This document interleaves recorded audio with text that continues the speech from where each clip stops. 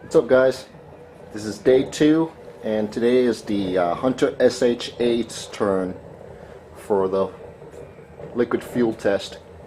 I got the same amount of kerosene going in, roughly 2 cups, a little bit over 2 cups worth. There's my makeshift fuel can.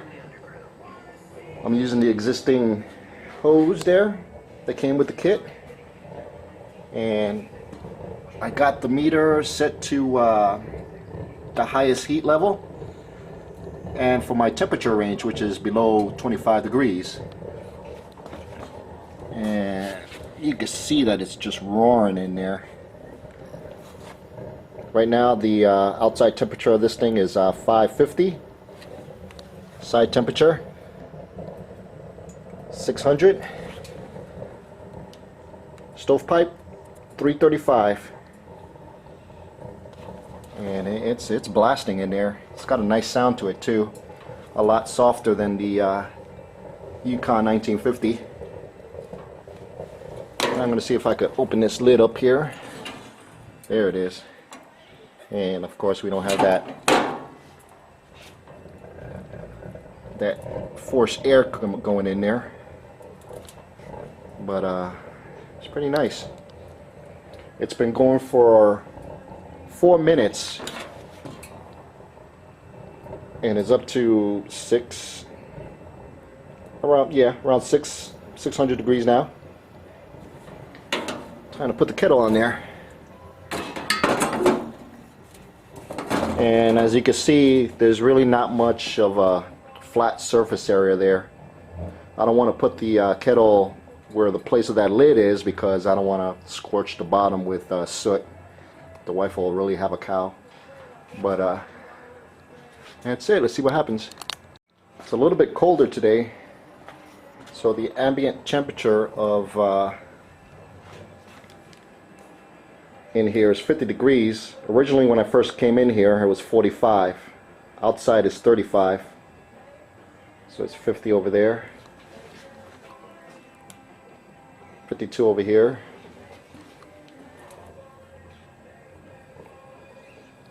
It's around, jumping all over the place here, 500 degrees average. Side temperature 450. Stovepipe 295. 20 minutes into first light up, and the tea is starting to boil.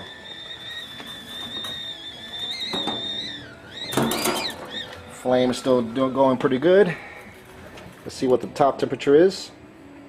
750 degrees on that top plate there.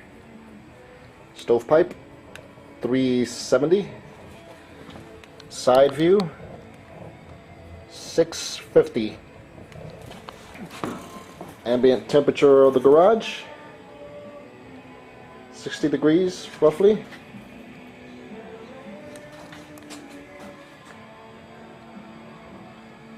$60 degrees in the garage after 20 minutes. And I think I started off with 45 degrees, and outside temperature was 37 degrees. 37 to 40 degrees. So this thing is doing pretty good so far. Okay, we're coming up against the half-hour mark, the same time that this guy ran out of fuel, and the SHA is going strong still.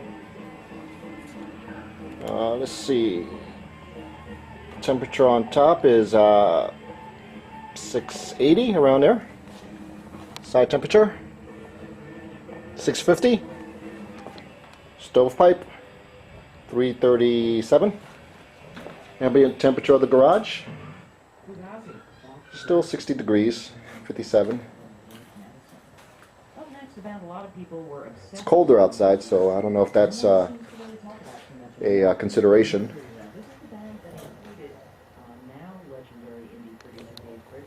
Alright, we'll just let it go until it dies. 40 minutes into the test and it's still going. Around 720 degrees on top. Side temperature is 680. stovepipe, 342. Ambient temperature of the garage, it hit 70. 71 on this side, 69 on that side. So it's even with the Yukon. It took a little bit longer, but eventually it got there. But then again, it's still cold outside too, or it's colder outside than it was yesterday. I got to tell you that since I turned this thing on, there was no maintenance on my part. I just lighted and walked away. I even went inside and played with the kids a little bit before coming back out here to check on it. The temperature was steady at the full blast level number 6, or actually high. It was still going pretty strong and consistent around 650 and 750 degrees on the top. On the side it measured average 650, and stovepipe is measuring around 330, 340, and it was a consistent level ever since lighting this thing up after it got to its maximum temperature. But other than that, there was no maintenance whatsoever. I didn't have to check the flame or played around with the dial to compensate for the pressure of the fuel being fed into it. Easy, extremely easy. So I could actually do stuff rather than having to, you know, babysit this thing. Unlike the Yukon 1950, there was a lot of babysitting there just to get a consistent flame going, you know, just to monitor and make sure you don't burn the place down. Okay, the final count. The SHA Hunter space heater lasted twice as long as the Yukon M1950 with the same amount of fuel. Kept a consistent temperature of from 650 to 750 on the top plate there, and on the side plate it was consistently 650 degrees when the dial here is at full blast, the highest level above 25 degrees Fahrenheit setting. Outside temperature was 35. Inside temperature here when started was around 45 and progressively got colder. One thing I did notice as well, it was a cleaner burn. The SHA, not the SHA, but the Yukon M1950, this whole compartment here would have been black with soot. It seemed like there isn't any soot in there, just barely.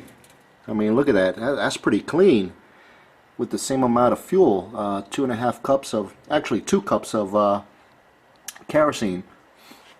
So it lasted longer. It was a cleaner burn. The temperature of the room got up to like 72 degrees. It being colder outside too, so that kept up. There was no maintenance as far as checking the flame and fuel level. I just set and forget. I'm really more pleased with the SHA than I am with the Yukon M1950. The only advantage that I could see with this is you could burn gasoline and other unauthorized fuels, like I guess waste oil if you cut it, and vegetable oil. What I plan to do is keep the burner and make an adapter, sort of like a plate with the same cutting here, where I could fit it over this opening here. I'll cover the burn assembly there with the plate that it comes with when you're burning solid fuels, and put a drip pan there, and later on in the video you'll see a sort of like a prototype of what I'm talking about. But I mean, it's thinner gauge steel and it cools down rapidly. All in all, if I had a choice, I would actually buy a potbelly stove with thick cast iron sides, so the heat will remain radiant even after the flame has gone. This thing cooled down rapidly. About 15 minutes it was cool to the touch, and but I guess that's how it's designed. Not only cheap, but you could, you know, if you're an army, you could pack this up if you need to get out of Dodge or go advance in a, you know, to another position. So I guess that's by design. They have to be mobile. They can't wait 6 hours for this thing to cool down and then move it. But yeah, I'm real happy about this purchase here, and I think I want to keep this and keep it as a permanent installation here until I get something better, I guess, for the garage and get some insulation.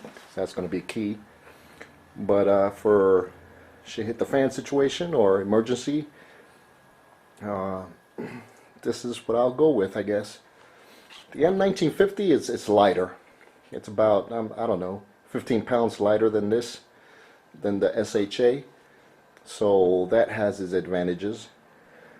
Well, with both comparisons side by side, you can make your own determination on which one you want, or which one you'll use for whatever scenario you want to play out. I'm kind of impressed by the fact that it's a cleaner burn, and it kept up temperature wise with the Yukon M1950. And my big thing is fuel conservation. If you're low on resources and you want every ounce of resources to last, this is the way I'm going to go, just for the conservation sake of it. I mean, if you could stretch things out with whatever little resources you have, then all the much better. Okay, well, and this one here is a fuel hog. Okay, this is the firewood test for the Yukon M1950. Started off with paper, a little bit of pine, ponderosa pine for kindling. Then I had the fire roaring with scrap wood. Here's part of a table, another part of a table, some plywood, and some regular 5x2s or something like that. And here's the fire roaring. That's on top of the stove here. 750 averaging. It's 300 on the stovepipe. 700, 7 something. The SHA is going full blast like the Yukon.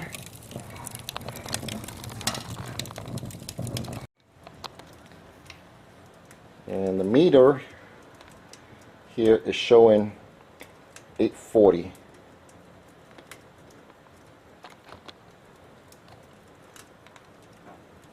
$850, 100 degrees hotter than the Yukon 1950 stovepipe.